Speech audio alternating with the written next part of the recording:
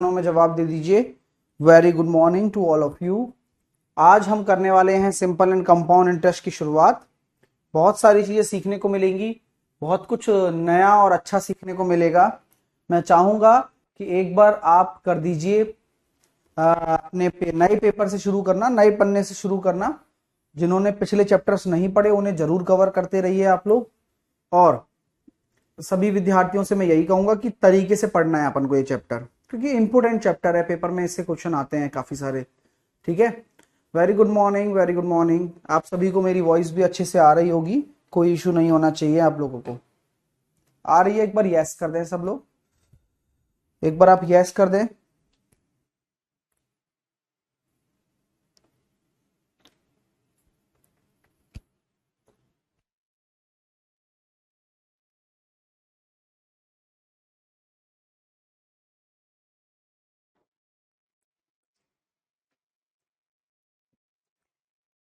प्यारा सा मोटिवेशन आप लोगों के लिए है कि मन के हारे हार है, मन के जीते जीत। ये बात बहुत छोटी है बट बहुत काम की है कि अगर हमारा मन ही नहीं है कुछ करने का या कुछ जीतने का, तो हम जीत भी नहीं सकते, हम चल भी नहीं सकते और हम उस बारे में सोच भी नहीं सकते। तो मैं आपसे यही कहूंगा कि आप उस फेज में आ चुके हैं जहां आप ये खुद डिसाइड कर सकते हैं कि आपको अपनी आने वाली जिंदगी को कैसे बनाना है। आपके माँ बाप ने पैसा दे दिया आपको, आपने अपना पैसा लगा दिया, आप लोग अपनी चीजें कर रहे हैं, वो आप करते रहिए। लेकिन अब सबसे जरूरी चीज ये आती है कि आप उनके लिए क्या कर सकते हैं, आप अपने लिए क्या कर सकते हैं, आप अपने आने वाली जिंदगी के लिए क्या कर सकते हैं। आज यहाँ पर आप खड़े हैं तो उनकी बदौलत ही खड़े हैं, अगर वो साथ नहीं होते तो आप नहीं खड़े रहते। खाना हो गया, रहना हो गया, सब कुछ उन्होंने दिया हमें, अपना नाम उन्होंने दिया। सिंपल सी बात है, अब आपको कुछ देने की बारी आ चुकी है। छोटे भाई बहन होंगे आपके, उनके लिए आदर्श बनने की बात आ चुकी है। मोहल्ले में लोग देखते होंगे आपको, उनके लिए कुछ करने की बात आ चुकी है। क्योंकि जिस दिन आप सिलेक्शन ले लोगे उस दिन आपकी इज्जत बढ़ जाएगी, और इज्जत के लिए आप अगर इज्जत कमाना चाहते हो जिंदगी में, क्योंकि बहुत जरूरी चीज होती है, तो आप लोगों को मेहनत करनी है, इस बार बहुत शानदार मेहनत करनी है। ठीक है, तो चलिएगा हम शुरुआत करते हैं। साथ के साथ फैकल्टीज फाइनल हो चुकी हैं और मैं एक बड़ा धमाका करने वाला हूं यूट्यूब पर, जहां पर मैं सब कुछ बताऊंगा कि उनकी डेमो क्लासेस कब से शुरू हो रही हैं। कैरियर विल ऐप पर ही डेमो क्लास शुरू करवाऊंगा मैं, है ना, कैरियर विल ऐप पर ही होगी। और कब से बैच शुरू हो रहा है आपको तो बता ही सकता हूँ। खैर, 5 तारीख से बैच शुरू कर देंगे अपन लोग। और उसमें मैं सभी सब्जेक्ट्स मैंने डाल दिए हैं, रीजनिंग, जीके, जीएस, अभी हिंदी की भी बात चल रही है कि हिंदी वाले टीचर को भी ले आता हूँ। क्यों? क्योंकि रेलवे के साथ साथ पुलिस के एग्जाम की भी तैयारी हो जाएगी आपकी। ठीक है, तो हिंदी का एक टीचर हो जाएगा तो आप पढ़ लेना उसमें, हिंदी अच्छा टीचर है हिंदी के। ठीक है, तो मैं तो बहुत सोच रहा हूँ तुम्हारे बारे में, अब तुम खुद के बारे में सोचिए, है ना। साथ के साथ दूसरी चीज मैं क्या कह रहा था कि पहले डेमो क्लासेस होंगी जो कि फ्री होंगी आप लोगों के लिए। 5 दिन की डेमो क्लास होंगी, 5 दिन की, है ना। उसमें आप आराम से देख सकते हैं कि समझ में आ रहा है नहीं आ रहा, फिर मेरे को आप बता देना कि सर मजा आ रहा है, कोई दिक्कत ही नहीं है। फिर उसके बाद में 1 तारीख से रजिस्ट्रेशन शुरू हो जाएंगे और 5 से आपका बैच शुरू हो जाएगा। ठीक है, चलिए। फीस मैंने बहुत कम रखी है भाई, है ना, तो आप बिल्कुल टेंशन ना लेना। मेरा भी नया कोर्स आएगा उसमें, जो कि फाउंडेशन नहीं होगा, ये फाउंडेशन है। इसको मैंने फाउंडेशन बना दिया है कि भाई आराम से पढ़ाना है बच्चे को, अच्छे से पढ़ाना है, तो आपको लगना चाहिए कि वैल्यू है इसकी, है ना। हाँ, चलिए स्टार्ट करते हैं चीजों को बिना किसी देरी के, और बढ़िया तरीके से चीजें सीखते हैं। आइएगा। ये क्या फेल हो रहा है भाई, अपडेट। ठीक है, आगे चलता हूं। अब हेडिंग डाल लो सब लोग, सिंपल इंटरेस्ट। सभी विद्यार्थी जुड़ गए होंगे। अब अगर हेडिंग आपको डाल देनी है सिंपल इंटरेस्ट। सिंपल इंटरेस्ट को बोलते हैं क्या? साधारण ब्याज।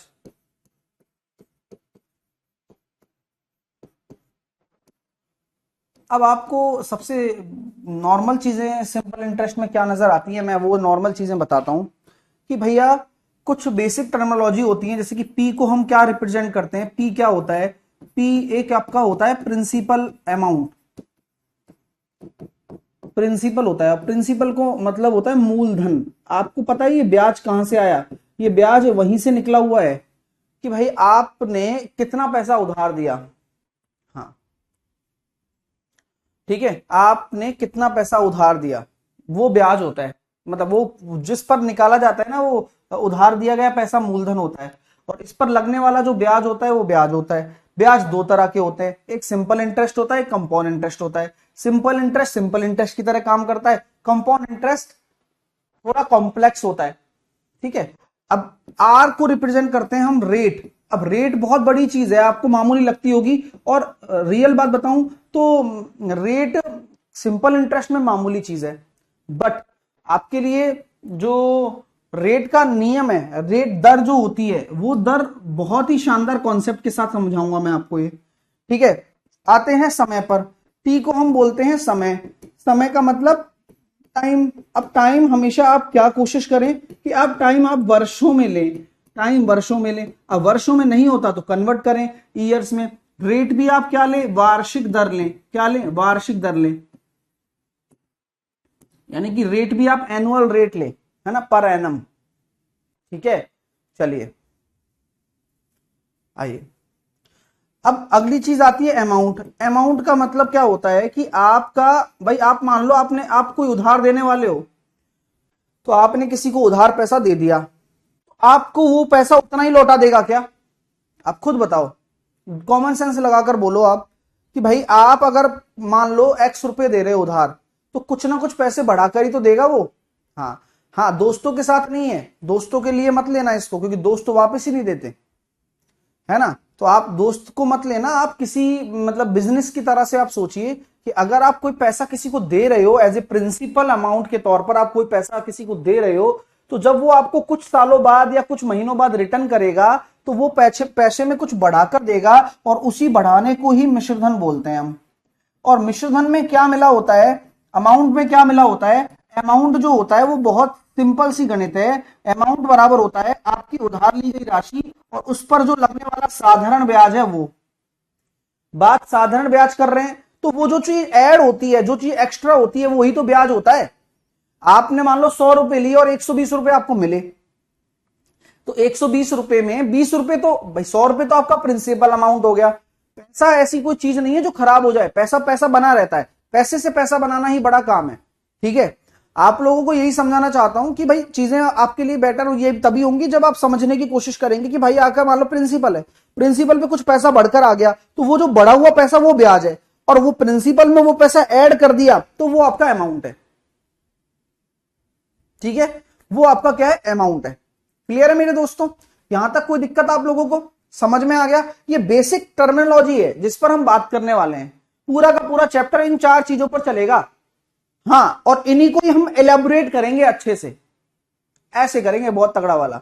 आइएगा, अब आते हैं अपन सबसे सिंपल, एक सिंपल सी गणित पर कि रेट जो होती है ना मेरे दोस्तों, रेट जो होती है, ये रेट जो होती है वो परसेंटेज में होती है। आपने देखा होगा, जैसे कि मैंने मान लो 12% की रेट बोल दी, मैंने मान लो 20% की रेट बोल दी, मैंने मान लो 30% की रेट बोल दी, मैंने 40% की रेट बोल दी। तो आप लोगों को पता है ये जो रेट मैं पहले से ही बोल रहा हूं, ये आपको पर एनम बोल रहा हूं,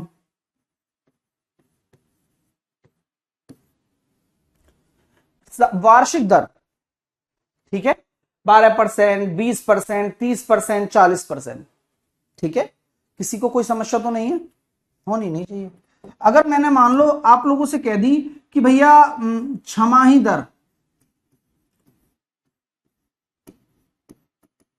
यानी कि 6 मंथली,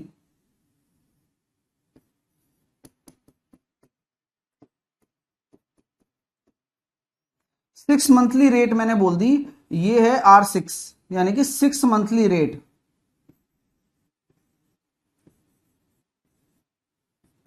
10% है, 5% है,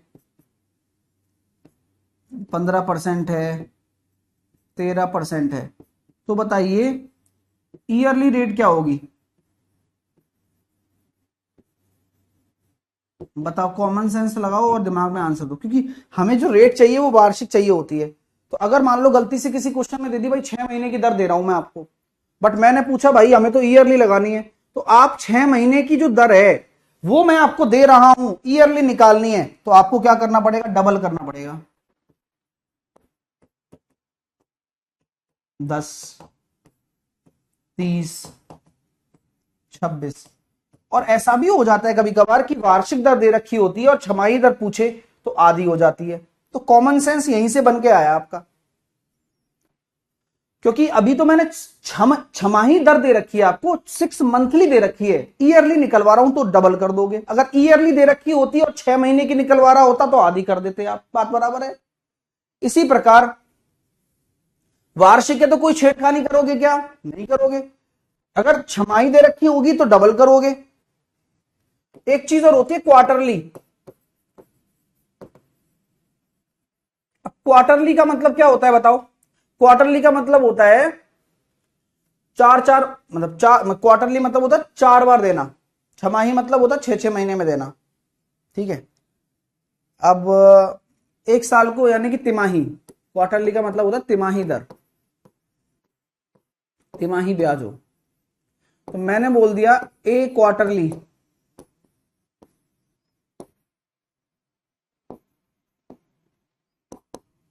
पांच है, 2 है,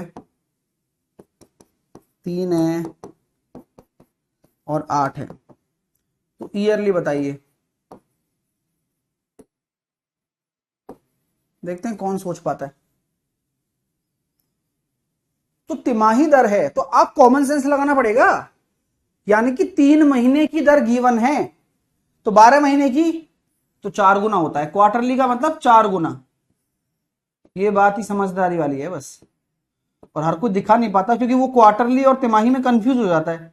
तो कंफ्यूज नहीं होना, अगर आप तिमाही की बात कर रहे हो, क्वार्टरली की बात कर रहे हो, तो आपको 3-3 महीने का मतलब एक साल में 4 महीने, मतलब एक साल में 4 बार, है ना। तो 4 गुना होगा क्योंकि ये 3 महीने की दर है। गलत कह रहा हूं तो बोलो, ये 3 महीने की दर है तो 12 महीने की कैसे निकालोगे?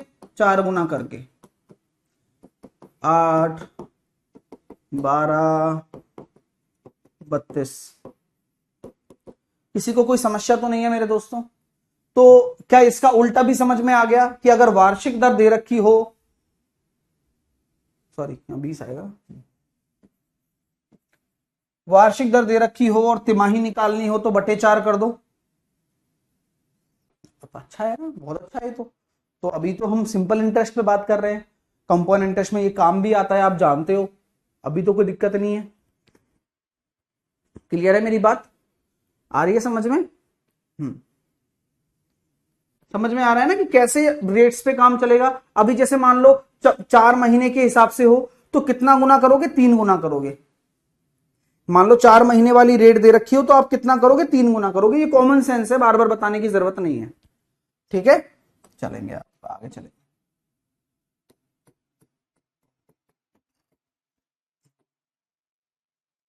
दर के बारे में हमने जाना, दर कैसे होती है, क्या निकालते हैं। कभी कभी देखो आपके सामने रेट ऐसी आ जाए 7.5%, 12.5%, 58 सही 1/3%, 57 सही 1/7,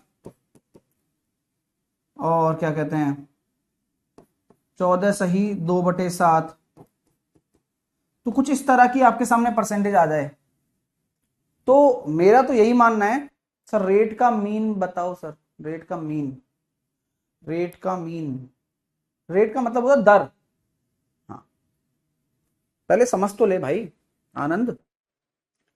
अभी मैंने आपको बोला कि भाई 7.5 पर, ये अलग अलग रेट्स मैंने आपको दे रखे, तो अब इनको आप कैसे लिखोगे फॉर्मूले में, आप बता सकते हैं क्या मुझे?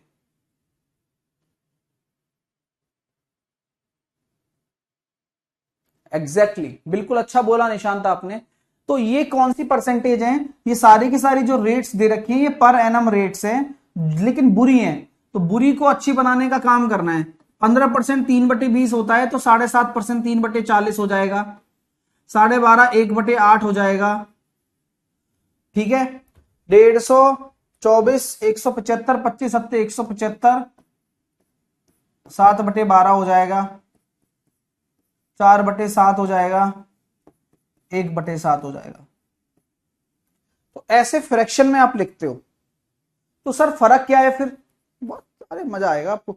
सर इस तरह की लिखने में और उस तरह की लिखने में फर्क क्या है? फर्क इतना सा है कि ये परसेंटेज में लिखी जा रही है रेट और ये फ्रैक्शन में लिखी जा रही है। फॉर्मूले में क्या फर्क पड़ेगा? बहुत फर्क पड़ेगा। आइए अब धीरे धीरे चीजों में प्रवेश करते हैं। तो अभी मैं आपको रेट को परिभाषित करने जा रहा हूं। पहले तो अब रेट की डेफिनेशन समझ लीजिए कि दर क्या होती है, दर को परिभाषित कैसे करते हैं, दर की डेफिनेशन क्या होती है, अपनी कॉपी में नोट करें।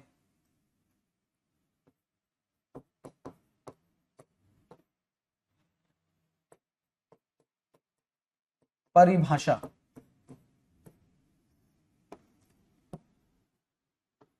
दर जो होता है पहले साल का ब्याज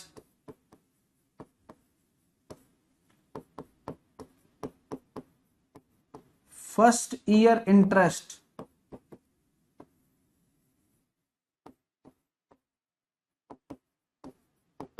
प्रिंसिपल पर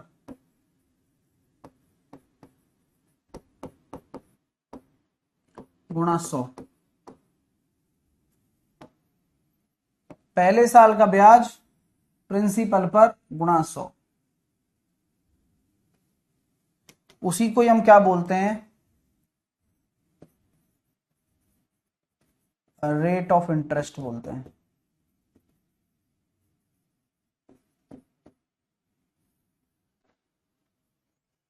नोट कर लो।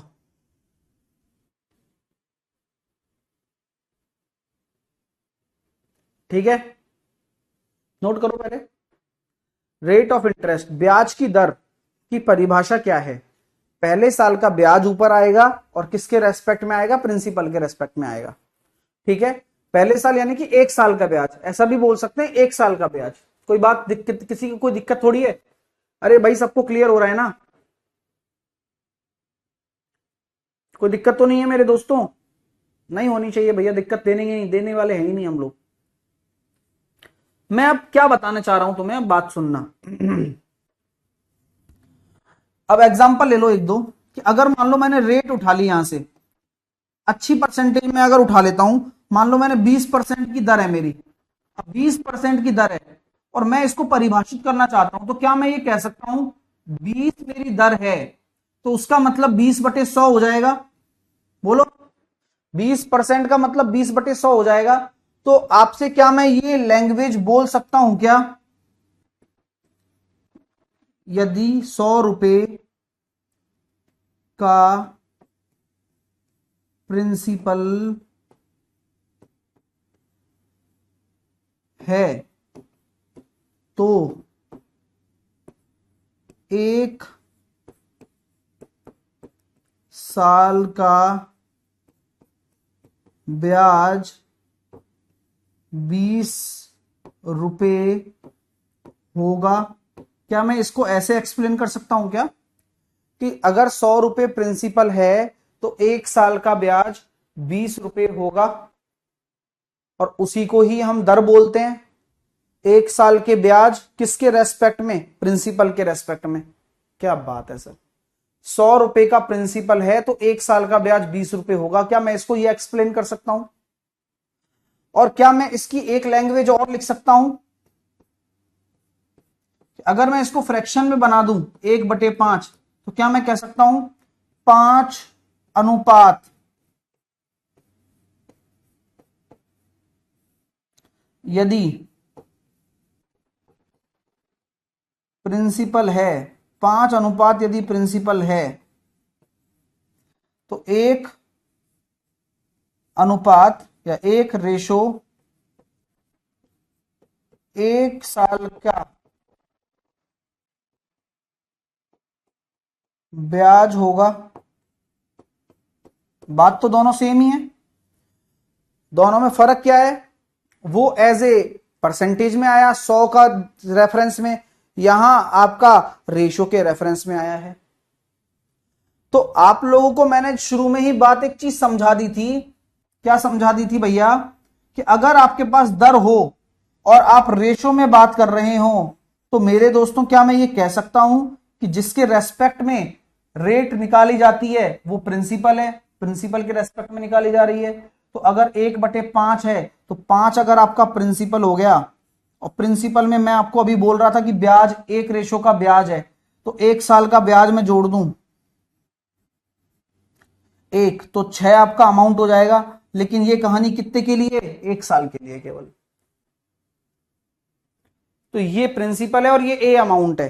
बार बार मैं नहीं बताऊंगा सर ये पी क्या है और ए क्या है। मैंने पी आपको पहले ही बता दिया है कि पी प्रिंसिपल है, ए आपका अमाउंट है जहां पर ब्याज भी जुड़ा हुआ रहता है, आर आपकी दर कहलाएगी, टी आपका टाइम कहलाएगा। किसी को कोई दिक्कत? अब ऐसी कौन सी चीज है जो यहां मेंशन नहीं हुई, आप बता सकते हैं? ऐसी कौन सी चीज है जो अभी तक यहां मेंशन नहीं हुई है? सर अभी तक आपने टाइम का दिक्कत बोला, टाइम नहीं आपने एक्सप्लेन किया है। मैंने कहा टाइम तो यहां 1 साल ही है, तभी ये लिख पा रहा हूं। टाइम चेंज होगा तो थोड़ा सा बदलाव तो आएगा ही आएगा। यहां एक साल की बात है। क्यों 1 साल की बात है? क्योंकि रेट पर बात कर रहे हैं हम, दर पर बात कर रहे हैं हम। किसी को कोई दिक्कत तो नहीं आ रही मेरे दोस्तों? प्लीज बता दें आप। अगर मान लो बुरी परसेंटेज आ गई, जैसे कि अभी मैंने बोला 58 सही 1/3% की दर है, तो आप इस दर को हमेशा ऐसे ही लिखेंगे। इस रेट को आप परसेंटेज में मत लिखना। आप अगर रेट को लिखना चाहते हो तो आप इसको लिखना 7/12। 12 है ना? हाँ। तो अभी आप मुझे बताओ, अगर रेट को मैंने 7/12 लिख भी दिया तो क्या मैं कह सकता हूं कि 12 एज ए मूलधन रेशो के तौर पर ले सकता हूं, और 7 क्या है? ये 1 साल का ब्याज है।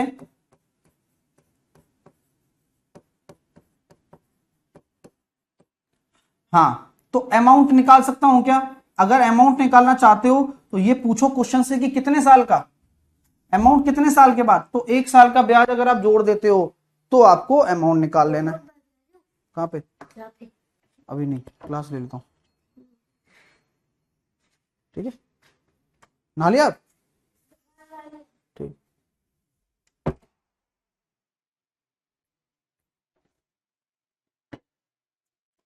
चलिए, तो अमाउंट क्या हो जाएगा भैया?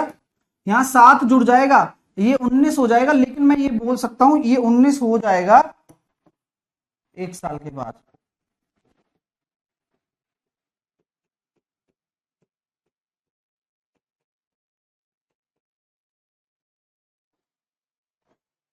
एक साल का ही ब्याज जोड़ा है इसमें। आप मेरी बात समझ रहे हैं क्या?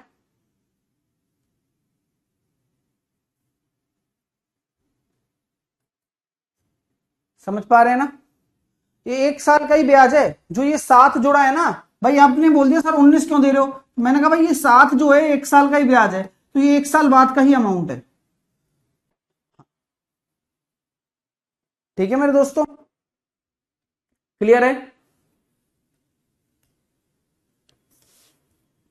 समझ में आ गई बात?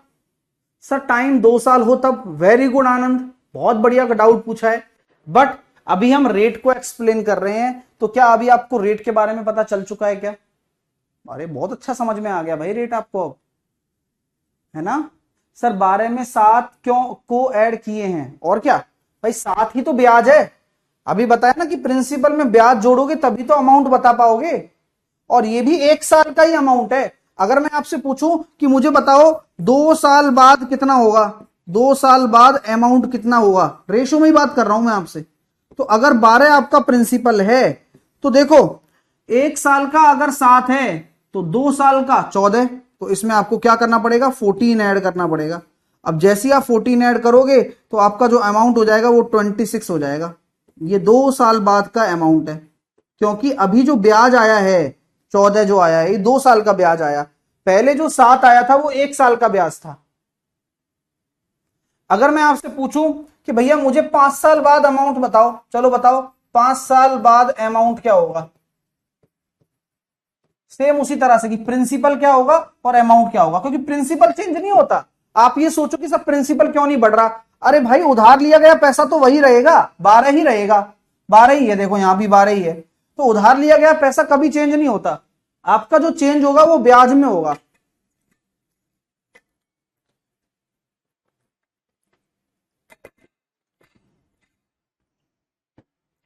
तो अगर मैं बोलूं कि 1 साल का ब्याज 7 है तो 5 साल का, क्योंकि 5 साल बाद अमाउंट पूछा है, तो प्रिंसिपल अगर 12 है और 5 साल का जो ब्याज होगा, जो साधारण ब्याज होगा वो कितना हो जाएगा? 35। तो आपका जो अमाउंट हो जाएगा वो कितना हो जाएगा? 47। कैसा लग रहा है? तो इस तरह की चीजें हैं, क्लियर है? तो यहां टाइम भी मैटर कर रहा है। सर कुशा कह रहा है सर हाफ ईयरली हो तो बताओ भाई 6 मंथ का क्या होगा, 6 मंथ के बाद अमाउंट क्या होगा।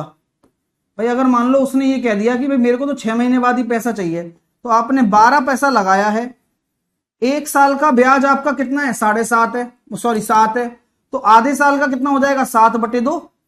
भाई कॉमन सेंस है, जब 2 साल में दुगना कर रहे हो, 1 साल में वही रहने दे रहे हो, तो आधे साल में आधा करोगे।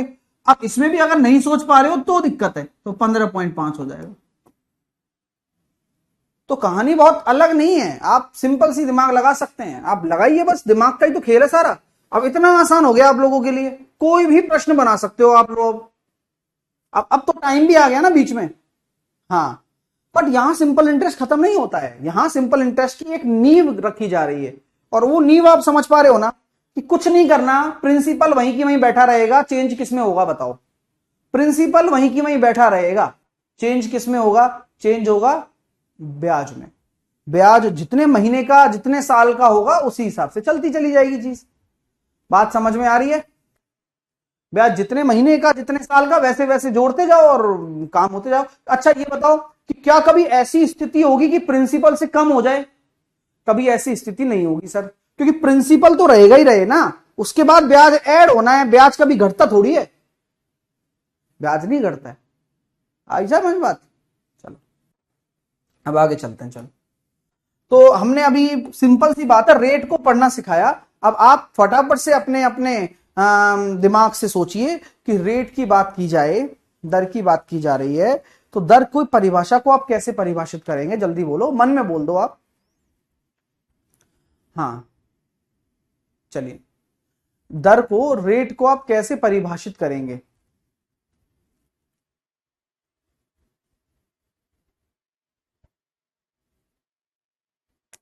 बताइए, रेट को क्या बोल सकते हैं आप।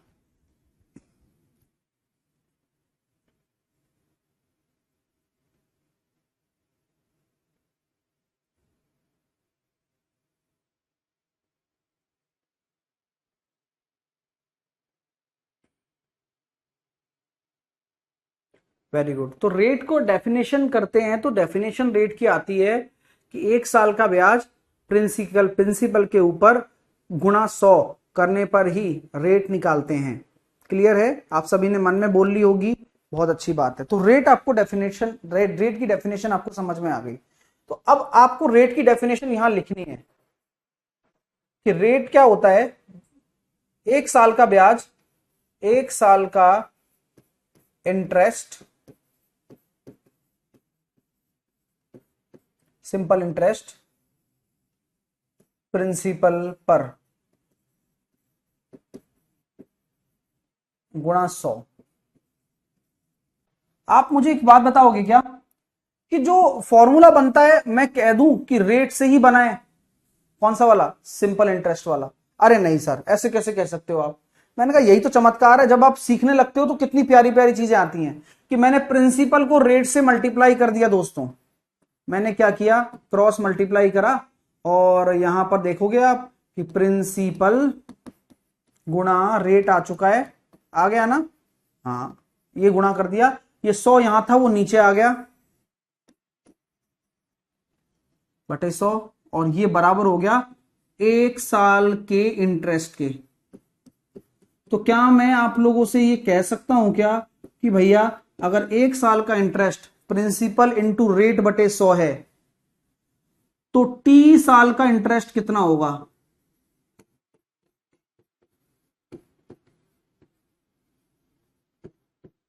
तो टी साल का इंटरेस्ट क्या होगा। तो आप बोलोगे sir principal into rate into time बटे 100। क्या बात है। तो जहां 1 साल की बात हो वहां टाइम एक ही आता है। अब जहां टाइम आ गया, जैसे मान लो 2 साल का तो 2 से गुणा करना है, 3 साल का 3 से गुणा करना है, 4 साल का 4 से गुणा करना है। तो टी साल का इंटरेस्ट कितना हो गया, ये हो गया। और इसी को ही साधारण ब्याज बोलते हैं कि किसी सर्टेन रेट से, किसी सर्टेन रेट से सर्टेन टाइम के लिए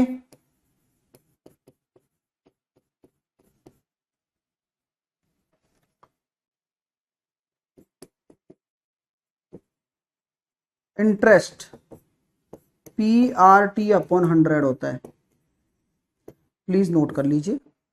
और ये इंटरेस्ट है सिंपल इंटरेस्ट। क्लियर है भाई साहब?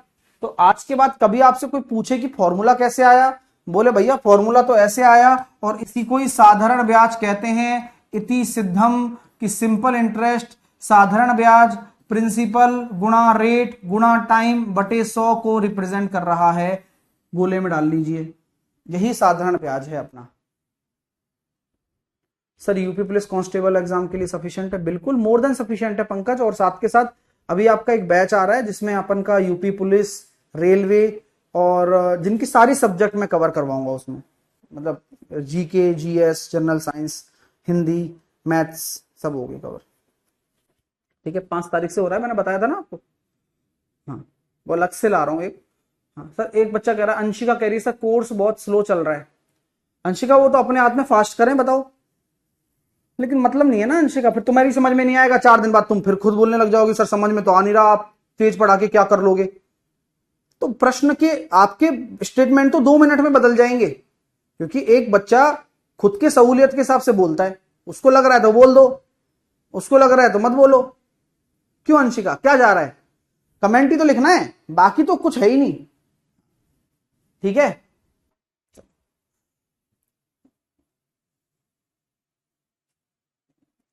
स्लो और फास्ट, फास्ट तो कर सकते हैं डियर, कोई अपन को पता ही नहीं चलेगा आपको फास्ट कब हो जाएगा। बट यार फिर वो धोखा हो जाता है बच्चों के साथ। अब धोखा क्यों करें हम, आदत ही नहीं है हमारी। चलिए,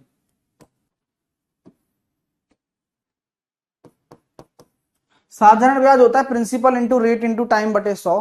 अच्छा लग रहा है सर, बहुत बढ़िया। अच्छा, मैं इसी में अमाउंट की बात कर लूं तो सर अमाउंट बराबर क्या हो जाएगा? अमाउंट बराबर हो जाएगा मूलधन और उस मूलधन पर लगने वाला ब्याज, मूलधन पर लगने वाला ब्याज, ये हो गया आपका अमाउंट।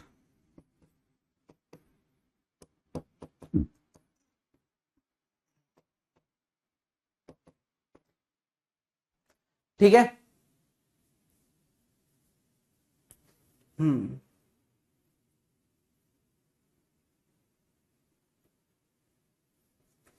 चलिए,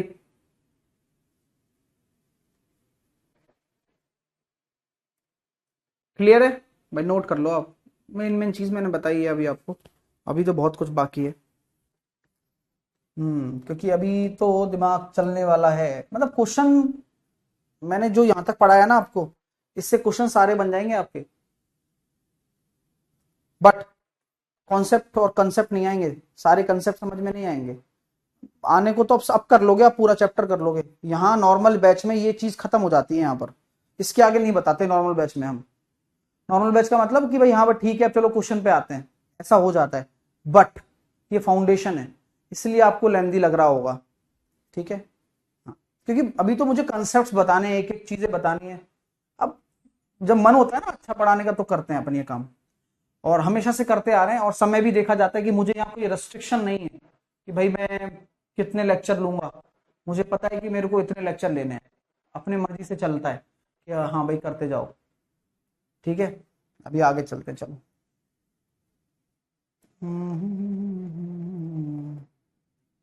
आओ, अब यहाँ टाइम बहुत बड़ी चीज प्ले करता है। टाइम आपको बोला गया है कि यार पर एनम होना चाहिए, टाइम भी क्या होता है, ईयरली होना चाहिए।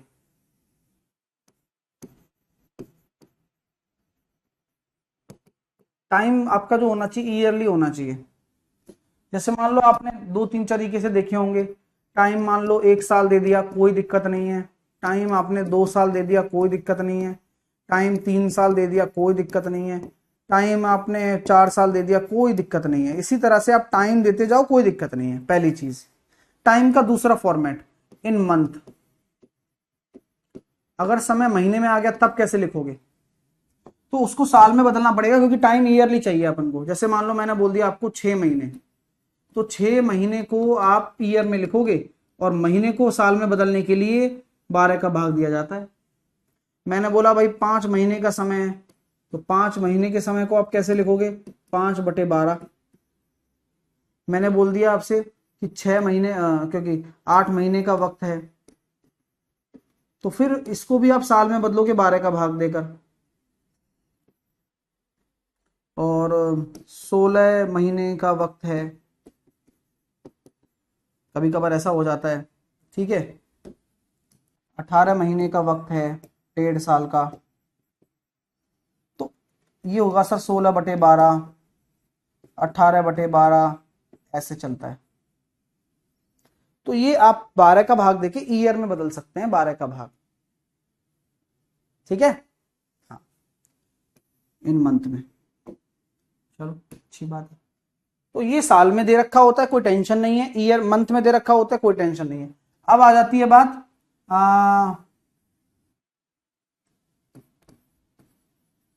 डेज में आ जाए तब, भाई मंथ में आ सकता है, ईयर में आ सकता है, तो कोई टेंशन नहीं है, मंथ में आ जाए तो। अब डेज में आ जाए तब, जैसे कि कभी कभार आपसे बोल दिया जाता है 73 डेज, सर 73 क्यों ले रहे हो, सबसे पहले आप बताता हूं। 73 days, 126 days, 146 days, 219 days, sir ऐसा क्यों लिख रहे हो। तो अगर डेज में आ जाए तो हमेशा याद रखना कि आप 365 दिन कब मानते हो, 365 दिन तब मानते हो जब आपका ये नॉन लीप ईयर हो। और नॉन लीप ईयर क्या होता है, आप बता सकते हैं क्या, अगर आपको पता है तो, कि वह साल जो फरवरी जिसमें 28 ही हो, ठीक है, वह साल जिसमें फरवरी 28 दी हो। तो अगर फरवरी मान लो 28 ही दे रखी है, तो वह नॉन लीप ईयर हो गया। और 28 कब होती है, जब फरवरी जिस सन में आ रही है, जैसे कि मान लो कोई ईयर आ रहा है, अब ईयर 4 से डिविजिबल नहीं है, तो वह जैसे 2023, तो 2023 में फरवरी 28 की है, ठीक है। 2022 में फरवरी 28 की है, क्योंकि 4 से डिविजिबल नहीं है, ठीक है। तो आपका जो नॉन लीप ईयर है, यानी कि नॉर्मल ईयर, जहां फरवरी 28 की होती है, वहां 365 दिन आते हैं। और 366 दिन कब आते हैं,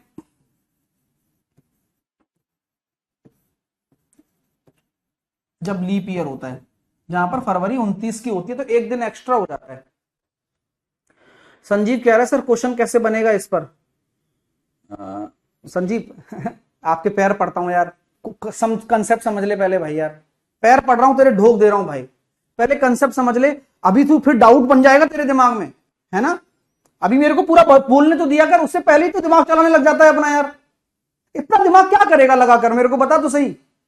अभी मैं समझा रहा हूं तेरे को, तू तेरे पल्ले नहीं पड़ रही, तेरे पता नहीं क्या हो गया अचानक से। कर ले भाई यार, तेरे हाथ जोड़ रहा हूं महाराज, तू 599 देकर आया यार, तूने तो खरीद लिया सर को, है क्या बात है भाई यार, सबर कर ले यार। मतलब इतने बेवकूफ बच्चे हैं यार, इतने गधे बच्चों को पढ़ा रहा हूं ना, मेरे को आ रहा है गुस्सा इन पे, कि ये पढ़ने आए बकवास करने आए क्लास में।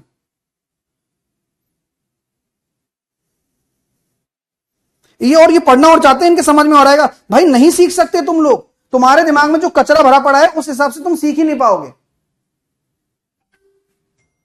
हाँ, क्योंकि उस कचरे का इलाज नहीं है, बाकी सब चीजों का इलाज है मेरे पास, उसी का इलाज नहीं है। फ्लो और तोड़ देते हैं बेवकूफ।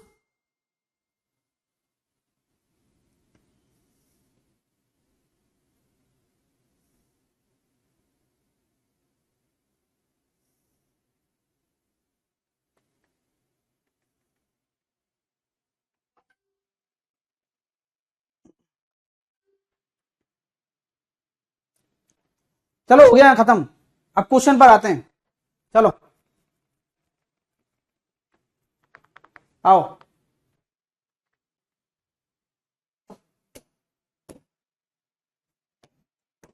आदत ही खराब है भाई, कितनी भी सीधी करके देख लो गड्ढे में दबा कर, नहीं हो सकती, हो ही नहीं सकती सीधी, कैसे हो जाएगी बता।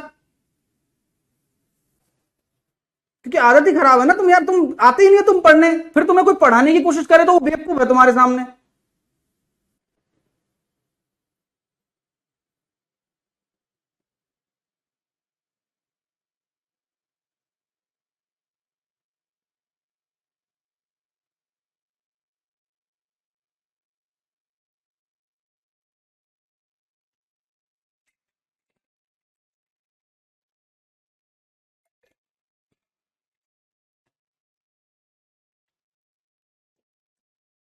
5,000 रुपए की धनराशि है, 10% की दर से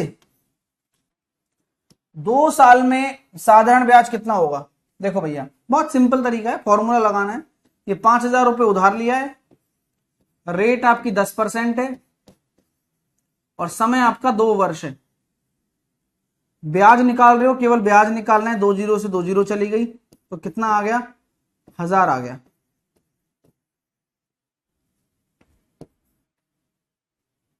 चलिए अगला करेंगे।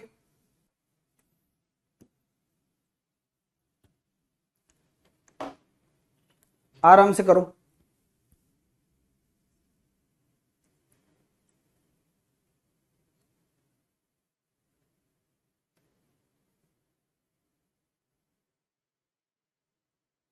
देखेंगे 6,000 रुपए की धनराशि है, वही 8% की दर है। 2 साल का साधारण ब्याज क्या हो जाएगा?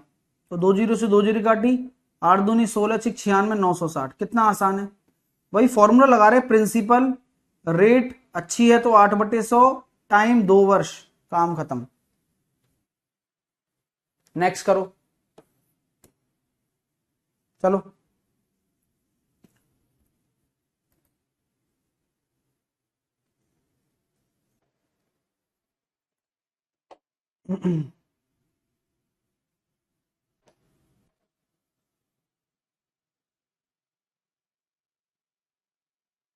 आइए, तुम क्या ऐसे ही पढ़ने लायक हो? प्रॉब्लम तुम्हारे साथ ही यही चल रही है, तुम अच्छा पढ़ ही नहीं पाते, तुम्हारे दिमाग में ही सेट नहीं है चीजें। तो जैसा तुम्हारी प्रकृति है वैसा ही पढ़ोगे तुम अब, ठीक है? अब समझ में सब आएगा, बस पता नहीं चलेगा कि भाई कैसे क्या हो रहा है। समझ में सब आएगा, टेंशन मत लेना इस चीज की कि भाई आपका पैसा वेस्ट नहीं होने दूंगा मैं। हाँ, लेकिन इतना मैं कह सकता हूं कि अब आप अपने तरीके से पढ़ोगे। 4 महीने में सिलेबस कंप्लीट है, आने वाले 4 महीने में, जो कि मेरे को 8 महीने लगते हैं उसमें, ठीक है? लेकिन अभी आप शांति से ध्यान दें, आज के बाद कोई इस पर डिस्कशन नहीं होगा। लेकिन ध्यान रखना कि चीजें आपको समझाई जाएंगी, प्रॉपर टाइप कराए जाएंगे सारे, ठीक है? प्रॉपर सारे टाइप कराए जाएंगे, इस चीज में आपका कोई नुकसान नहीं होगा। कोर्स भी बढ़िया तरीके से चलेगा और मुझे नहीं लगता कि किसी को कोई दिक्कत होनी चाहिए इसमें, ठीक है? हाँ, और जिस हिसाब से आपने पे किया उस हिसाब से तो बहुत बढ़िया मिल जाएगा आपको, ठीक है? चलिए, ये गारंटी दे रहा हूं, बढ़िया मिल जाएगा, ठीक है ना? तो 15,000 रुपए की राशि है, 12% की दर है, 3 साल का साधारण ब्याज। अब उसमें जो कैसे क्वेश्चन आते हैं वो कवर हो जाएंगे। जैसे वो बच्चा कह रहा था क्वेश्चन कैसे आएगा बताओ, तो वो भी अब आएंगे सारे, अब सब अपने आप पता लग जाएगा कैसे हो जाएगा, ठीक है? देखो, तो यहां हम ये कह सकते हैं, ये देखिए, तो आराम से समझा रहा हूं, समय ले रहा हूं, इसलिए ले रहा हूं कि आपके समझ में आ सके चीज, ठीक है? तो 150 अब 36 से गुणा करना है, तो मैंने आपको गुणा करना भी सिखाना है। अब 150 गुणा 36, अब 150 को मैं क्या लिख सकता हूं? 300 लिख सकता हूं, और ये हो गया 18, तो 5400 आपका ब्याज ही ब्याज आ गया, 5400 आपका ब्याज आ गया।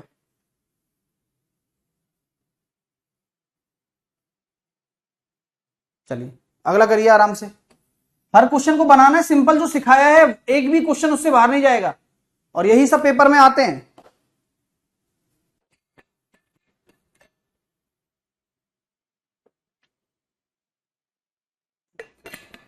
सब समझ में आएगा भाई।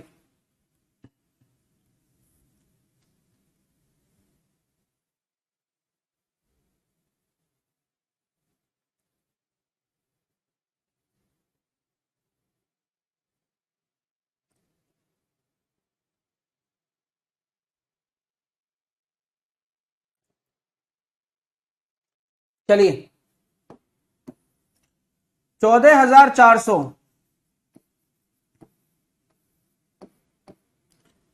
अब दो तरीके मेरे पास कि 15% को अगर आप जानते हो कि फ्रैक्शन में लिख सकते हो, तो आपको जो फॉर्मूला लिखाया था मैंने साधारण ब्याज का, वो क्या था दोस्तों?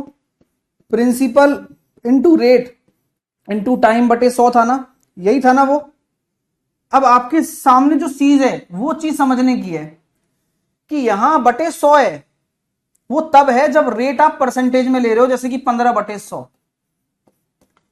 अगर आपसे मैं कह दूं कि आप बटे 100 को भूल जाओ और इस परसेंटेज 15% को 3/20 लिख दो डायरेक्ट, हाँ ये भी ठीक है, तो अब 100 लिखने की जरूरत नहीं है। क्यों? क्योंकि ऑलरेडी ये फ्रैक्शन में आ गया ना। ये कहानी बता रहा था आपको। तो अब देखिए जरा, 0 से 0 काट दिया, 2 से काट दिया, कितनी बार?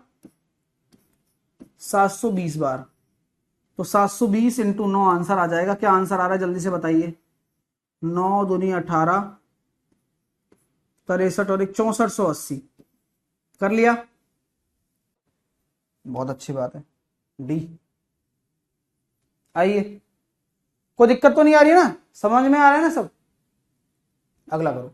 अब देखो फ्रैक्शन में समय आ चुका है 2.5 साल। कुछ नहीं करना, सिंपल सॉल्व करके लिखना है। समय शुरू कर रहा हूं, आप एक बार ट्राई करिए। नहीं आएगा तो फिर मैं बताऊंगा, ठीक है? हाँ, नहीं आएगा तो मैं बताऊंगा फिर। और थोड़ा जल्दी करो भाई, है ना?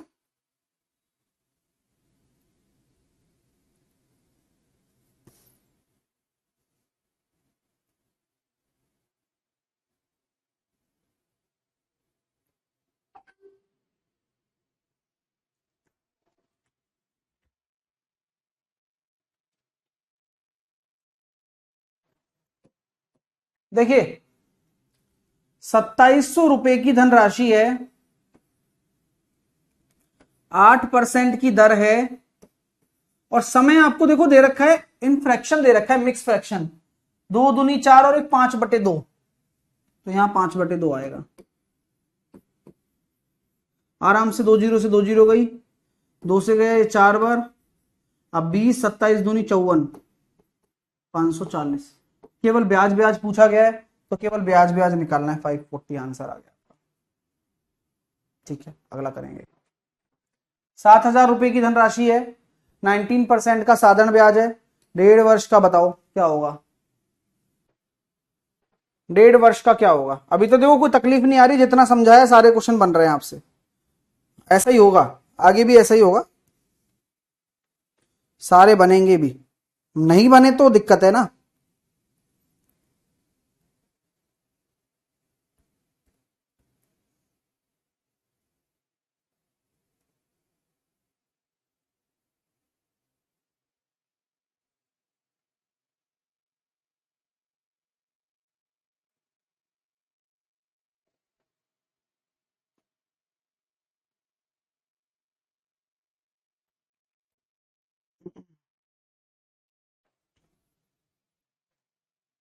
₹7,000 की धनराशि पर 19% की दर से 1.5 वर्ष के लिए साधारण ब्याज बताओ।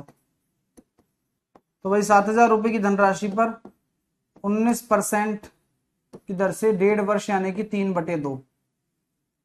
तो साधारण ब्याज क्या होगा? 2 जीरो से 2 जीरो, 57 इंटू 7, 7 7 49, 7 5 35 और 4 39, 190/2। 2 एकम 2, 2 चौके 8, 2 नाम 18 और 2 पंजे 10। ओ, 2 एकम 2, 2 नाम 18 ही आएगा। 1995 है। डी, 1995। क्लियर है? तो अभी साधारण ब्याज ही निकाल रहे हो, सिंपल प्रिंसिपल रेट टाइम लगा रहे हो आप, लेकिन बस थोड़ा सा फ्लेक्सिबल होना होगा। चलो,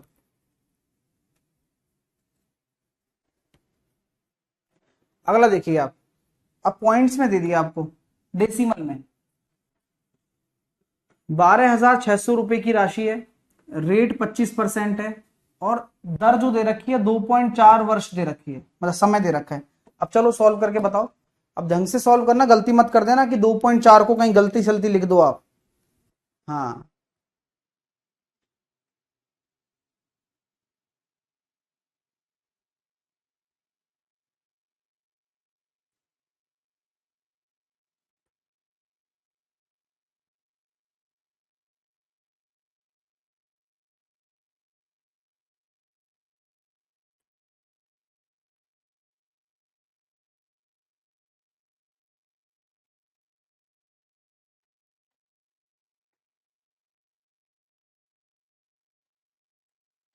चलिए बढ़िया तरीके से करो। 12,600 कितना है, प्रिंसिपल है आपका, 25% आपकी रेट है, तो 25% को मैं 1/4 भी लिख सकता हूं। अब नीचे 100 लगाने की जरूरत नहीं है मेरे को। अब 2.4 को क्या लिखोगे आप, तो ये बात याद रखना कि भाई 2.4 है, तो 2.4 का अलग मतलब होता है। आप डायरेक्टली 2.4 से गुणा करके काम चला लोगे, चला लोगे क्या, नहीं चला पाओगे। हाँ, फिर क्या करें सर बताओ। मैंने कहा 2.4 वर्ष है, वर्ष, तो 2 साल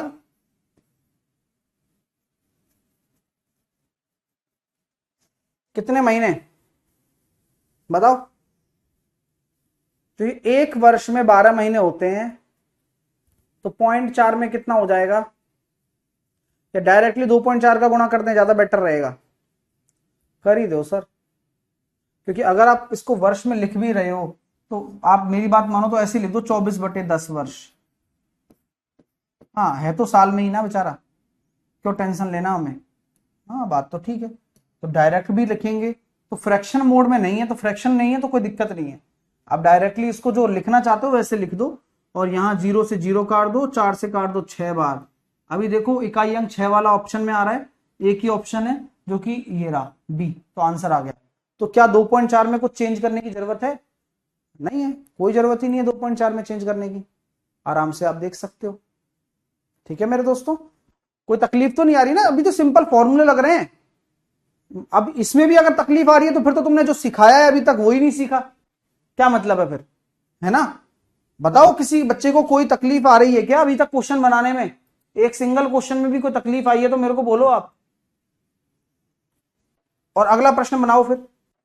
हाँ जहां भी तकलीफ लगे वहां मेरे को बता सकते हो। सर 24/10 समझ नहीं आया, वेरी गुड यार, 2.4 से पॉइंट हटा दिया बस, अब वही समझ में नहीं आया आपके।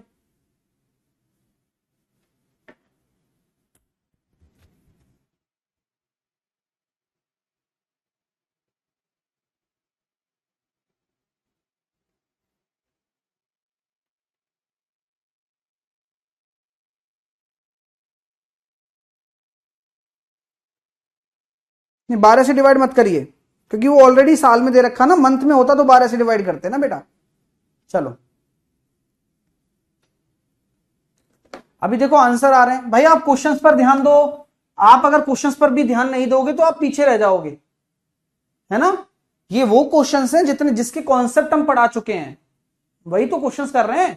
Principal into rate into time ही तो लगा रहे हैं अभी, वही तो कर रहे हैं। तो उन पे तो दिमाग लगाओ, पहले क्वेश्चन पर तो दिमाग लगाओ। 10,500 रुपए गुणा, अभी रेट क्या होगी, अब इसको क्या लिख सकता हूं मैं, क्या डायरेक्टली 1/3 लिख सकता हूं, सोचो। हाँ सर, ये परसेंटेज को आप पहले ही फ्रैक्शन में बदल रहे हो, बटे 100 करके, 100 से 100 कट जाएगा 1/3। और टाइम कितना है, 2 वर्ष, तो यहां कहानी खत्म। तो 3 तिया 9 और 3 पंजे 15, 3500 इंटू 2, 7,000 आ रहा है आपका ब्याज। तो अभी जितने कर पा रहे हो उतने करो फटाफट से।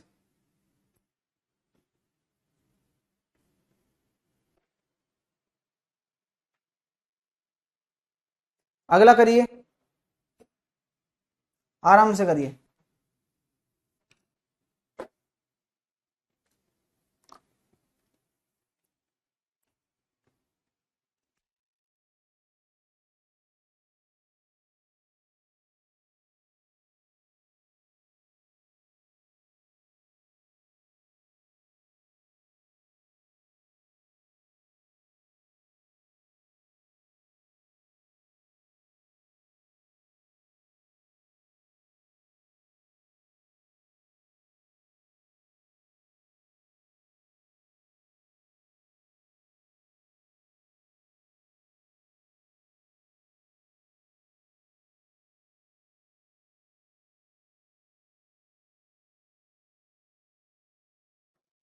₹7500 की धनराशि 12.5, अब रेट आ गई ना अजीब सी, कोई दिक्कत नहीं, हमें सिखाया हुआ है सर आपने, 12.5% की रेट हो तो इसको 1/8 लिख दो, जहां 100 खत्म हो जाता है। फिर समय आ रहा है 3/2 सॉल्व करने पर, अब नॉर्मली सॉल्व कर लो। तो सॉल्व करते हैं, अब अंतर तो आएगा ही कुछ ना कुछ। आंसर क्या आ रहा है देखें, तो 7500 इंटू 3, 5 तिया 15, 21 और 1 22, 22,500 बटे 16, 16 एकम 16 बचे 6, 16 चौके 64। अब 14 वाला एक ही ऑप्शन है।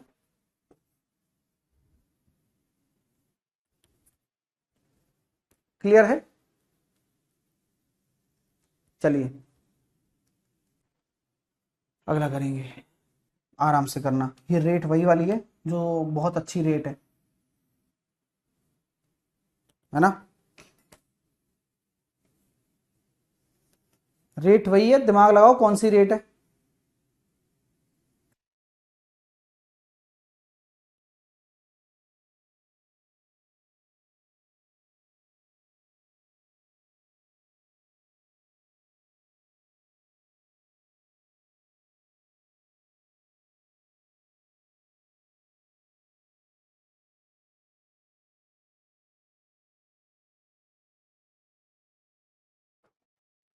₹8400 की धनराशि। अब ये क्या है? ये पता है क्या है? ये 7.69 जो कि 1/13 होता है, उसका डबल है ये। अगर आप देखते हो तो, आपको पता हो तो, आप आपने नोट्स रिवाइज किए हो तो वेरी गुड। तो 8400 2/13 और 2 वर्ष का साधारण ब्याज का निकटतम रूप निकालना है, यानी कि एग्जैक्ट आंसर नहीं आएगा। तो आपको पता है क्या करो, आराम से मैं आपको सही सलाह देता हूं, आप गुणा कर लो। तो 4 चौके 16, 8 चौके 32 और 1 33, 33,600 बटे 13। 13 का जब आप टेबल बोलोगे तो 13 एकम 13, 13 दूनी 26, 7 आया, और 13 पंजे 65, 13 पंजे 65, कितना आ गया? 11 आ गया। 13 अट्ठे 104, 6 आ गया, और 13 चौके 52। अभी देखो 2584, तो 2584 कहाँ है? कहीं नहीं है, केवल 2585 है। तो उसके नियरेस्ट ले लिया आंसर, ए ऑप्शन। किसी को तकलीफ तो नहीं आ रही है ना? एक भी बच्चे को आनी नहीं चाहिए जो जेन्युइनली पढ़ रहे हैं, क्योंकि ये तो वही कॉन्सेप्ट्स हैं जिन्हें आप लोगों को सिखाया जा चुका है, उन्हीं कॉन्सेप्ट पर ही तो हैं, अभी उसके बाहर हम नहीं गए हैं। हाँ चलिए आइए अगला करेंगे आप।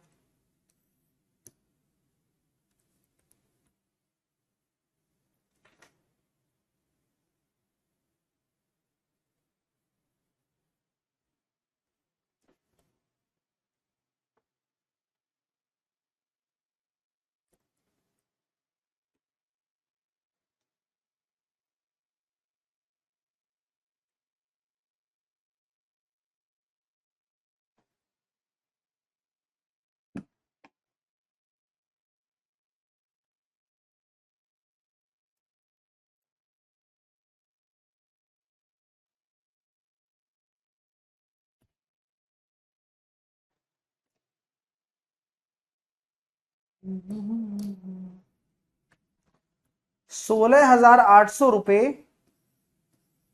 7.5% क्या होता है, मेरे को बता सकते हो क्या आप? 15% का आधा क्या होता है? 15% का आधा, तो 3/20 का आधा 3/40, 1/2 वर्ष का। बस आराम से किया हमने, और रेट को ही लिखना है जो मेन चीज होती है। अभी आप देखेंगे 0 से 0 काट दिया, 8 से काट रहे थे हम, 8 दूनी 16 और 8 एकम 8, 210 इंटू 3, 630 आपका ब्याज ब्याज आ गया, और वही पूछा गया, आई थिंक सो 630 आंसर। बिल्कुल आराम से किया जा सकता है। ठीक है अगला करेंगे, करो आराम से। अब यहां देखो 1 साल 4 महीने आ गया, कन्वर्जन सिखाऊंगा अब आपको।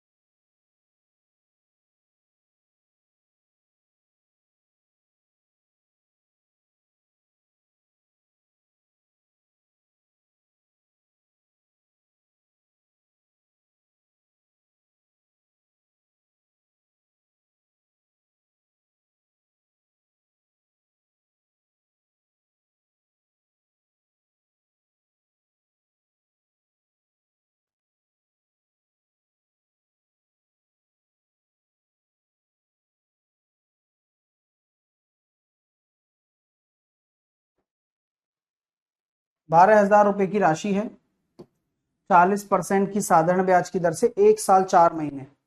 अभी जिसने सॉल्व किया होगा उसके आंसर आने चाहिए। मैं देखता हूं किस बच्चे के आंसर आ रहे हैं। 6400 प्रभात का आंसर आया है, वपन का आंसर आ चुका है, और सीमा, अजरुद्दीन चौधरी, बहुत अच्छे आंसर आ रहे हैं। देखो भैया, 12,000 रुपए की राशि है, 40% की आपकी दर है। अब यहां तक मैं संतुष्ट हूं, बट आगे मैं देखता हूं कि 1 साल तो ये हो गया, लेकिन 1 साल है तो 4 महीने को भी साल में बदलना पड़ेगा। तो मैंने सिखाया अभी कि महीने को साल में बदलने के लिए 12 का भाग दे दो, और एक सही, फिर ये 1/3 हो गया, तो अल्टीमेटली ये 4/3 आ जाएगा। अब आप ये मत कहना कि सर ये नहीं सीखा है हमने, कहना मत। और इससे पहले जितने भी क्वेश्चन कराए ये आपको नहीं सिखाए गए हैं। हाँ, बहाना बनाने के लिए आप कह सकते हो कि सर नहीं सिखाए गए हैं, बट सिखाया सब कुछ गया है, ये बात सही है और सही रहेगी। तो यहाँ 40 हो गया, और ये हो गया 6400 आपका साधारण ब्याज हो जाएगा इस केस में। किसी को कोई तकल्लुफ तो नहीं आ रही है ना, कोई टेंशन तो नहीं आ रही है ना? चलिए, कर पा रहे हो ना? अगला करके दिखाओ, आराम से करना, कोई टेंशन मत लेना, करो करो करो करो।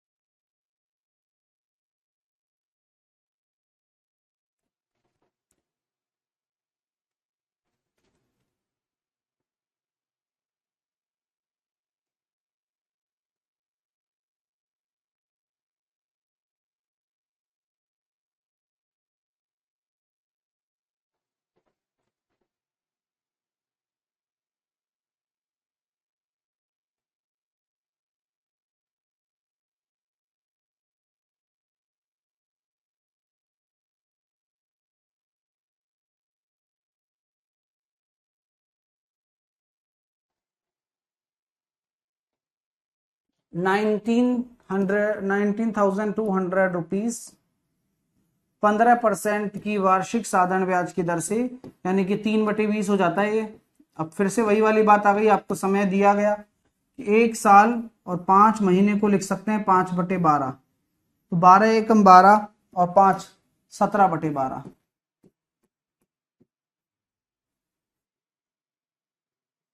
12 से काटा, 12 एकम 12 और 12 छिंग 72, 1600। और यहां हम ये कह सकते हैं 0 से 0, 2 से काटा 80 बार, 240 इंटू 17, 17 चौके 68 और 17 दूनी 34 और 6 40, 4080 ब्याज आ गया, साधारण ब्याज। अगला करेंगे, आप कर पा रहे हो ना इजिली, कोई दिक्कत तो नहीं आ रही ना? अगला करो, आराम से करना। अभी रेट अलग है, इसको कन्वर्जन करना है फ्रैक्शन में, एंड देन समय का भी कन्वर्जन करना है, ठीक है? 2 टास्क आपके पास आ चुके हैं, देखता हूं कौन करता है आप में से। करो।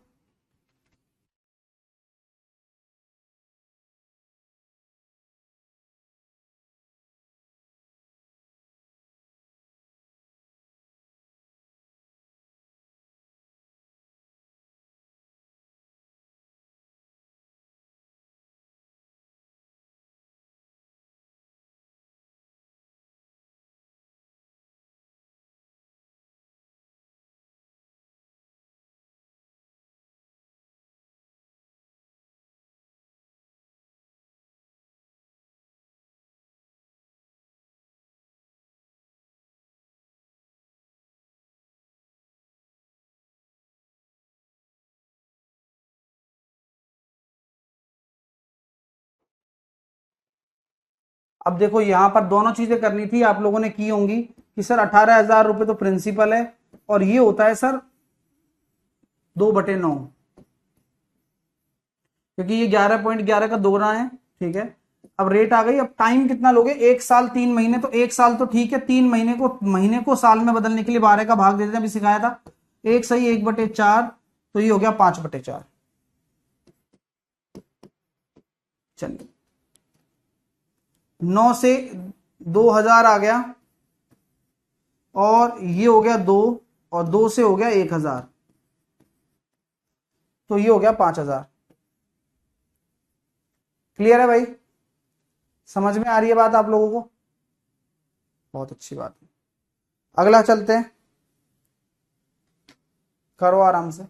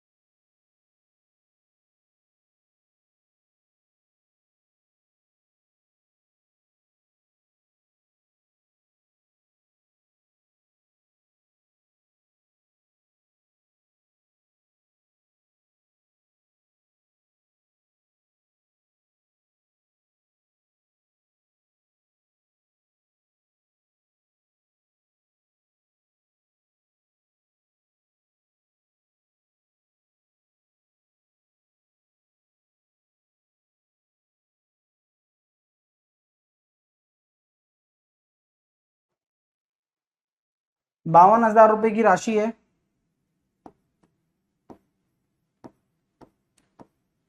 $67.5। अब 67.5 को आप नहीं सॉल्व करना जानते हो तो ऐसा लिख दो 675/1000। किसी को कोई दिक्कत आएगी क्या? नहीं आएगी। 12 महीने का, तो 12 महीने का मतलब 1 साल। चलिए, तो क्या हम ये कह सकते हैं 3 जीरो से 3 जीरो चली जाएगी, और 52। अब 675 को हम क्या बोल सकते हैं, 12, 675, 150, ये हो जाएगा 1200, और 1200 और 150, 1350/2। तो 52 इंटू 2700/4, 4 से काटा 13 बार, 13 सत्ते 91, 91 वाला 351,000, एक ही ऑप्शन है, ए ऑप्शन। क्लियर है भाई? समझ में आ गया आप लोगों को? सर कोई दूसरा तरीका बताओ ना। तो मैं ये कह सकता हूं, इस 67.5 को आप फ्रैक्शन में भी लिख सकते हो, 27/40। ये आपको सिखाया भी जा चुका है पहले, है क्या नहीं? हाँ, लिखाया भी है, आप देखो आप कॉपी में अपने। अब दोस्तों मैंने कुछ फैसला ले लिया है, उस फैसले को आपको मैं सुनाना चाहता हूं इस बैच से रिलेटेड। देखो मेरे पास 2 ही ऑप्शंस होते हैं, या तो मैं कोई काम ईमानदारी से करूं या मैं नहीं करूं। तो मेरे दिमाग में पहला ये आ रहा है कि मैं नहीं करता हूं, और आपके जितने भी स्टूडेंट्स हैं उन सबके पैसे रिफंड करवा देता हूं। ठीक है, जहां तक आपने पढ़ लिया वो फ्री हो गया आपके लिए। दूसरा ऑप्शन मेरे दिमाग में एक आ रहा है कि मैं जो बच्चे पढ़ना चाहते हैं केवल उन्हीं को पढ़ाऊं, और जो बच्चे नहीं पढ़ना चाहते हैं उन्हें बैच से निकलवा दूं। दूसरा ऑप्शन ये है। तो आप बताइए कौन सा ऑप्शन चूज कर सकते हैं आप? क्योंकि मैं बहुत आराम से और बहुत डिटेल में पढ़ाने वाला टीचर हूं, और मैं खुद को धोखा नहीं दे सकता, ना टीचर बच्चों को दे सकता हूं जिस कमिटमेंट के साथ आया हूं। लेकिन प्रॉब्लम ये है कि उन बच्चों से मेरे को नहीं मतलब है जो बच्चे पढ़ना ही नहीं चाहते हैं इस क्लास में। तो मेरे पास कुछ बच्चे हैं जिनके नाम मैंने नोट कर रखे हैं, जैसे कि ममता है, ठीक है, और ये नाम है अपना एक सद्दू, सद्दू नाम से लड़का है, संजीव है ना, और 5-7 बच्चे और हैं जिनको मैं इस बैच से निकलवा दूंगा, और वो कभी ये बैच ज्वाइन नहीं कर पाएंगे। ठीक है, मैं आज ही इस बात पे मीटिंग करूंगा आगे। ठीक है, भाई ये बात, यही दो बातें होंगी कि पहला ऑप्शन एक बच्चा कह रहा है, तो जिनके पहले ऑप्शंस आ रहे हैं यहाँ कमेंट में उनको भी मैं निकलवा दूंगा अभी यहाँ पर, ठीक है। और मतलब जो वही पता लग जाता है ना कि ये अपद्रव हैं, आज नहीं तो क्लास में ये डिस्टर्ब करने आते हैं, पढ़ने नहीं आ रहे हैं। तो ये चीजें वही है ना। तो अभी जिन्होंने पहला ऑप्शन, मैंने बोला भी इसलिए था कि जो पहला ऑप्शन दे रहे हैं उनको मैं पहले निकलवा देता हूं, और वो फिर कभी नहीं देख पाएंगे, नहीं वो कर पाएंगे, ठीक है। तो आज मैं यही मीटिंग करूंगा आगे। और मेरा जो आगे आने वाला टीचर्स का प्लान है वो भी मैं अभी थोड़ी देर के लिए होल्ड करता हूं, क्योंकि मुझे नहीं लगता कि आप लोग इंटरेस्टेड भी हैं पढ़ने में, ठीक है। क्योंकि आप लोग हर चीज को हल्के में लेते हैं, ठीक है ना। और प्रॉब्लम यही जिंदगी की आगे चलती चली जाएगी। और मैं आपको ये दावा करता हूं कि आप सिलेक्शन ले जाओ तो फिर मेरे से एक भी बाकी बच्चा कह देना जो अभी यहां से ये करके जा रहा है, ठीक है। ठीक है। और रही बात दूसरी कि आज मैं यही काम करूंगा, उनको ही निकलवा दूंगा आज मैं। और अभी जस्ट बात यही होगी, मैं भी आगे यही बोलूंगा कि या तो इन बच्चों को बाहर निकालो या फिर मैं बैच नहीं ले रहा हूं, ठीक है। हाँ, या तो इन बच्चों को बाहर निकालो या मैं बैच नहीं ले रहा हूं, ऐसा ही बोलूंगा मैं तो फिर मजबूरन ऑब्वियस सी बात है यार कि बैच तो मुझे लेना ही पड़ेगा, और इन बच्चों को मैं इस क्लास में चाहता भी नहीं, ठीक है ना। तो कुछ बच्चे हैं जिन्होंने अभी पहला ऑप्शन चूज किया था वो हो गए, और 4-5 बच्चों के तो नाम मेरे पास हैं ही। ममता हो गया, ममता हो गई, संजीव हो गया, और क्या नाम है अपना, ये सद्दू नाम से हो गया, ठीक है। और ये सारे टीचर, ये सारे बच्चे हैं ना। तो ये इन बच्चों की वजह से क्या है, खराब होता है माहौल, ठीक है। अब खराब क्यों करें माहौल, किसी और की जिंदगी क्यों खराब करें, है ना भाई साहब, ठीक है। हाँ, तो यही डिसीजन ज्यादा बेटर लगता है मेरे को। चलिए, तो आज मैं अब कर दूंगा ये डिसीजन, है ना।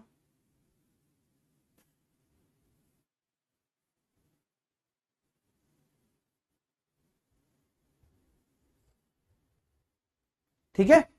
हाँ, तो अभी अभी अभी क्लास तब तक के लिए मुलतवी की जाती है। सर बाकी सब्जेक्ट का भी चाहिए, भाई ऐसे नहीं होता। आप कैसे समझते हो मेरे को बताओ ना, आप कैसे पढ़ लोगे आप, जब आपको मूड ऑफ ही कर देते हो आप। कितना आदमी मेहनत करके आता है तुम लोगों के लिए, कितने सारी चीजें लेकर आता है कि यार एक एक चीज एक्सप्लेन करेंगे, इतनी प्यारे से थ्योरी पढ़ा रहा हूं, हर चीज लिखा रहा हूं। आप बेवकूफ समझते हो क्या मेरे को कि 599 में ये सब पढ़ाऊंगा तुम्हें, हैं। पैसे की बात आती है भाई, ये सब मेहनत से होती है चीजें। अभी फ्रैक्शन वाला आता, डेसिमल वाला आता, फिर डेट वाला आता।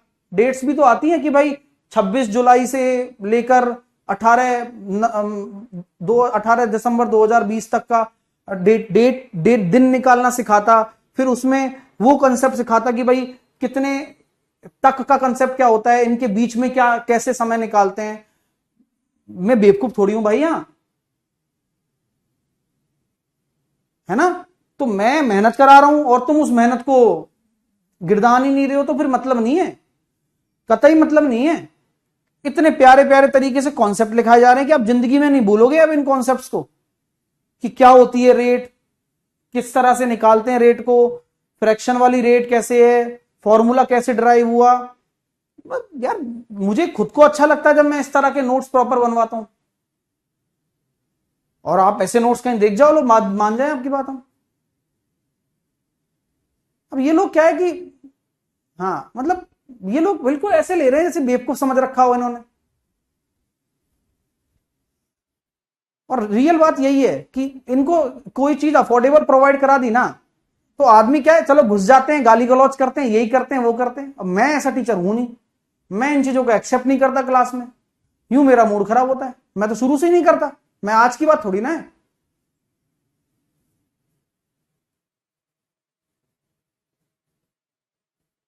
क्योंकि मेरे को अच्छा पढ़ाना है भाई। मैं तो क्लास में मैं शुरुआत ही यहीं से करता हूं कि दोस्तों मैं बहुत अच्छे से पढ़ाऊंगा आपको, बहुत मजा आएगा, और ऐसे पढ़ाऊंगा ऐसे पढ़ाऊंगा, शुरू से स्टार्ट ही इसी चीज से करता हूं मैं तो सोचो कितना मोटिवेशन भरा रहता है अच्छा पढ़ाने का।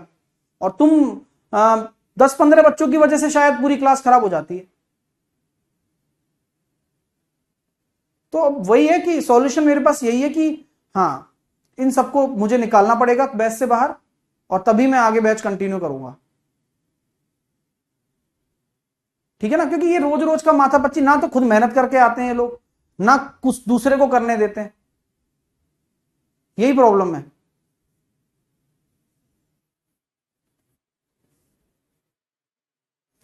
हम पता है एक्चुअल में हम ये सोचते हैं कि अफोर्डेबल देकर उन गरीब बच्चों को पढ़ाया जा सके जो ऐसी एजुकेशन नहीं ले पाते हैं, कभी भी उनको दिखता ही नहीं है, कोई पढ़ाता ही नहीं है इस तरह से,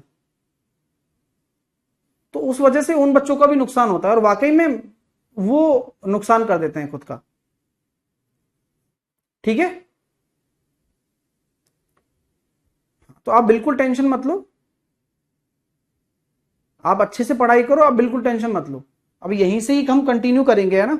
इसका एक स्क्रीनशॉट मैं भी ले लेता हूं, जिससे कि कल मैं फिर यहीं से ही कंटिन्यू करूंगा, जब भी क्लास होगी उसमें हम यहीं से ही कंटिन्यू करेंगे। ठीक है ना, इसी इसी यहीं थ्योरी से कंप्लीट कर लेंगे अपन।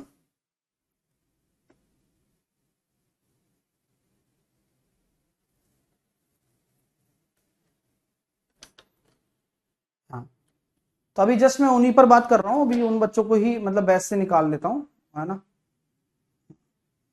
और साइंस रीजनिंग का तब तक पोस्टपोन कर दूंगा जब तक कि चीजें आप लोगों के हिसाब से नहीं होंगी। मतलब आप अगर सभ्य नहीं रहोगे, आप सीरियस नहीं रहोगे, तो कोई जरूरत नहीं है, तुम यहां निहाल नहीं कर सकते तो कहीं नहीं कर सकते।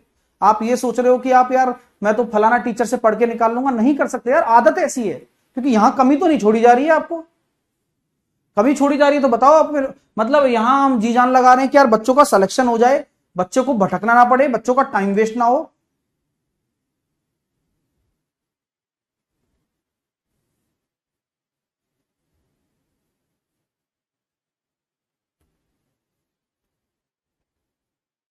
ठीक है, हाँ,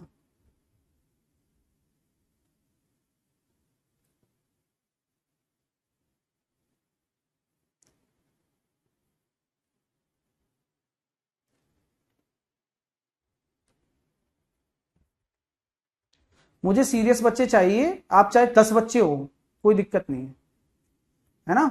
और ऐसा पढ़ाएंगे कि दुनिया में ये साबित करके दिखाएंगे कि सिलेक्शन यहीं से होता है, और यही मेरा इंटेंशन है, हमेशा से यही रहा है। आप उस चीज की टेंशन ना लें। ठीक है,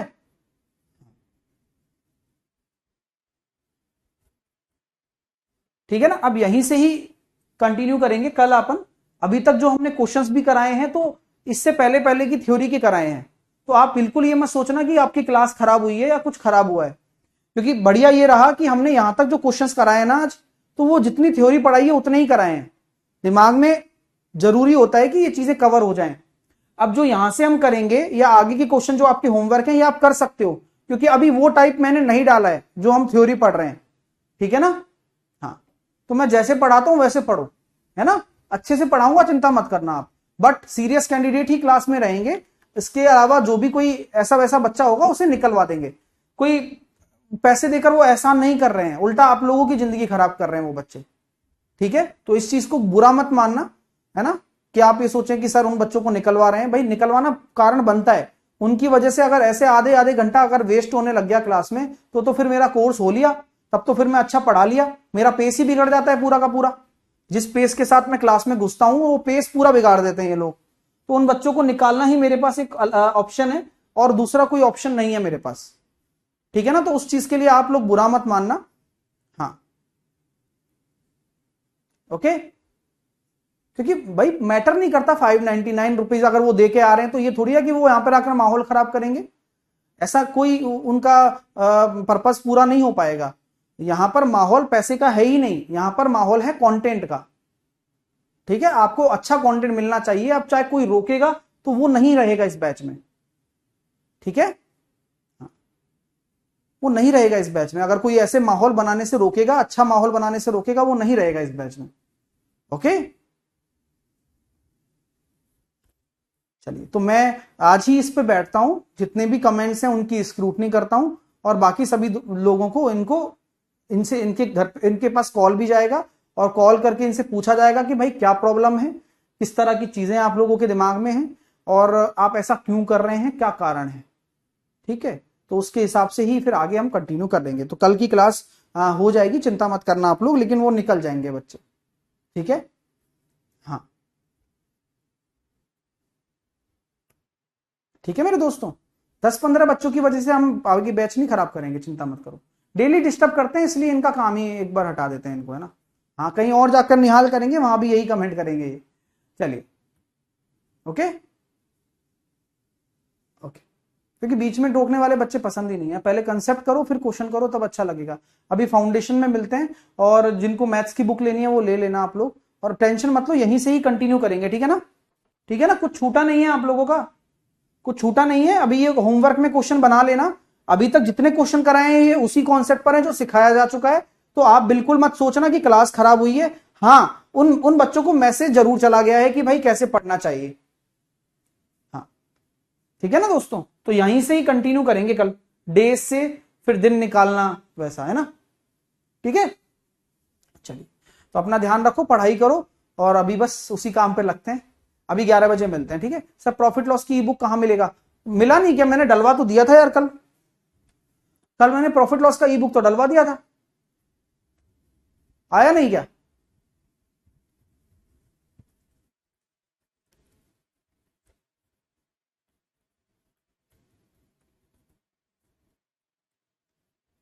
हम्म, अभी सीटीएम होगा ना 11 बजे।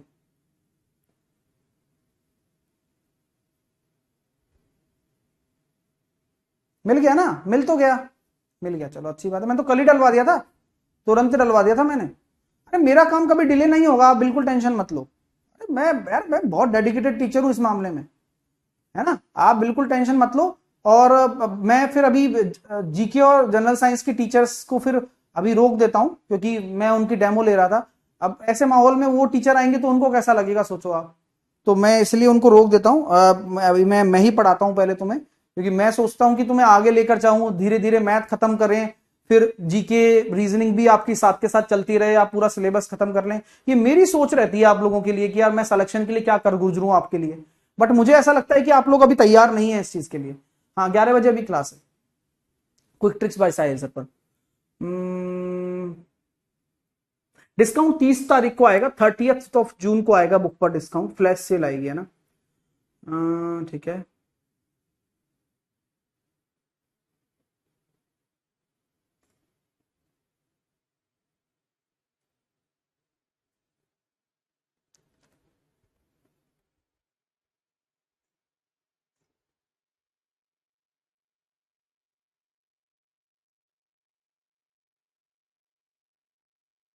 ठीक है।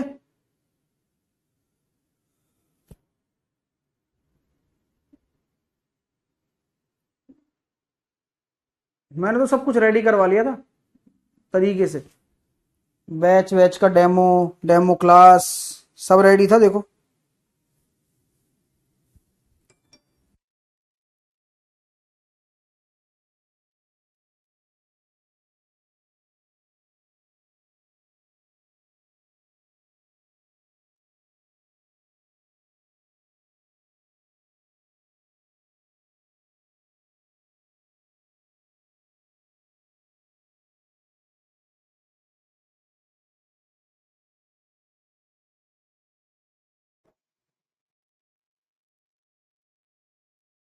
ठीक है चलिए, इंग्लिश का भी लगवाते हैं, ठीक है ना, क्लास करते हैं। चलिए अपना ध्यान रखो, पढ़ाई कर दो, करते रहो, है ना, बढ़िया तरीके से। और जो बच्चे साथ दे रहे हैं ना वो सिलेक्शन जरूर लेंगे, ये ध्यान रखना।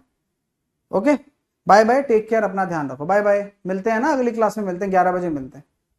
सर रीजनिंग का अलग से बैच लेना होगा? नहीं, मैथ का भी आएगा उसमें, मेरा भी बैच आएगा उसमें। मैथ, रीजनिंग, जीके, जीएस सारी सब्जेक्ट आएंगी, और हिंदी भी आएगी, ठीक है। चलिए तो टेक केयर, बाय बाय, मिलते हैं ना।